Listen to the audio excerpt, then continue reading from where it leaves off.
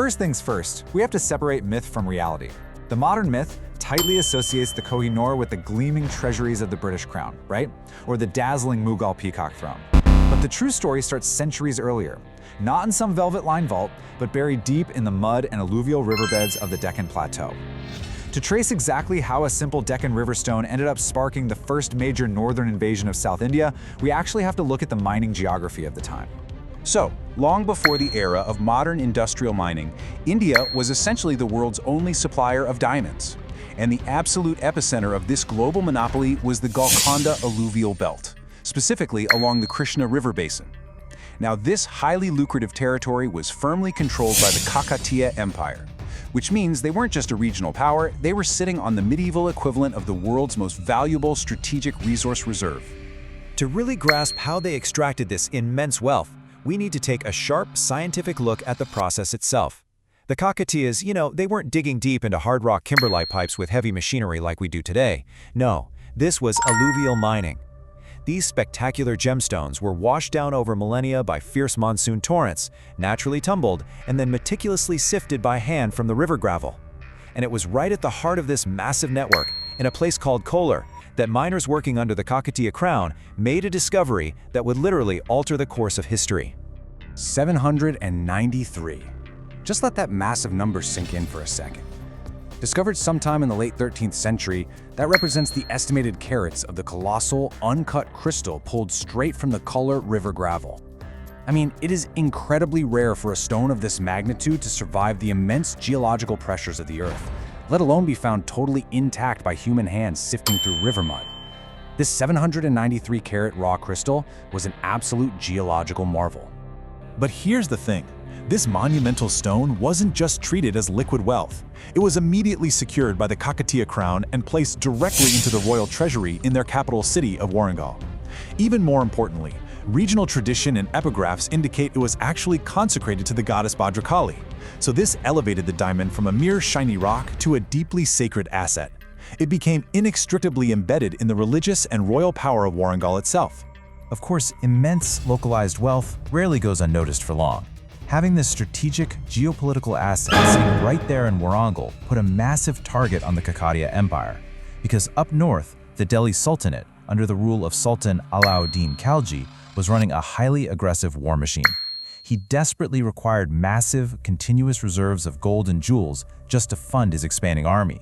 Down south, the Kakatiya Empire possessed exactly what Khalji needed, crowned by that legendary Kollur diamond. So a collision was absolutely inevitable. The sheer speed of what happened next is honestly staggering. The raw economic motivation for medieval warfare drove incredibly rapid action. In 1309 CE, Sultan Alauddin Khalji dispatches his top general, Malik Kafur, on a relentless southern expedition across the Vindhyas. By early 1310, Malik Kafur's military forces had already aggressively encircled Warangal. Within just a few short months, a highly destructive blockade was starving the city of its supplies, effectively forcing the Kakatiyas to the negotiating table. Facing this brutal onslaught was the Kakatiya leader Prataparudra II, and his response was incredibly pragmatic. He didn't just instantly capitulate. First, he mounted a fierce defense behind Warangal's formidable triple-concentric mud ramparts and walls. But as the grim reality of the Sultanate's devastating blockade truly set in, he had to evaluate the very survival of his people. The result? A calculated diplomatic surrender. It's absolutely crucial to view this not just as a military defeat, but as a deliberate geopolitical maneuver to save his capital from total, utter annihilation. To really ground this explainer in solid forensic evidence, we turn to the primary historical records. The contemporary Persian chronicler, Amir Khusru, meticulously recorded the exact scale of the treaty required to lift this devastating siege. And let me tell you, this wasn't just a simple handover of a few chests of gold. This was a massive, systemic extraction of wealth. Now, what's really interesting about this slide is the staggering economic scale of the tribute. It's almost hard to comprehend. We're talking over 100 chained war elephants, 7,000 cavalry horses, chests upon chests overflowing with immense stores of refined gold and jewels. This single treaty essentially funded the Delhi Sultanate's entire war machine. And right there at the bottom, the ultimate prize surrendered among the treasures, the magnificent uncut Koh-i-Noor diamond.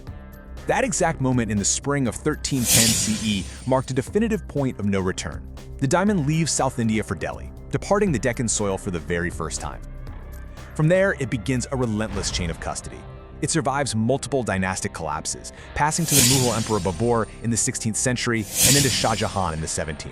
It gets seized by the Persian conqueror Nader Shah in the 18th century and eventually passes to Maharaja Ranjit Singh in the Punjab before ending up with Queen Victoria in the 19th century. Across 7 centuries of conquests, it would never return to its origin. Meanwhile, back in Warangal, which was also known as Orogalu, the dust of the departing Sultanate army eventually settled. But the atmosphere in the city was anything but victorious. While surrendering the diamond and paying that colossal tribute successfully secured peace in 1310, it carried a very heavy, ominous weight. It was a glaring warning sign. So, the crucial point is, yes, temporary peace was secured, but at what cost? The sheer scale of that 1310 tribute fatally exposed the true extent of the Kakatiya Empire's vast wealth to the rest of the world. By handing over the diamond and all that gold, they hadn't actually bought permanent safety. They just painted a permanent geopolitical target on their own empire. It was merely a prelude to the future threats that would relentlessly test Warangal's walls. Which leads us to a fascinating question to wrap up our investigation today. Under such immense, mountain geopolitical threats from external powers, how did the Kakatiyas manage to maintain their cultural and scientific momentum? Like, how did their engineers continue to design and construct structural marvels that actually endure to this day?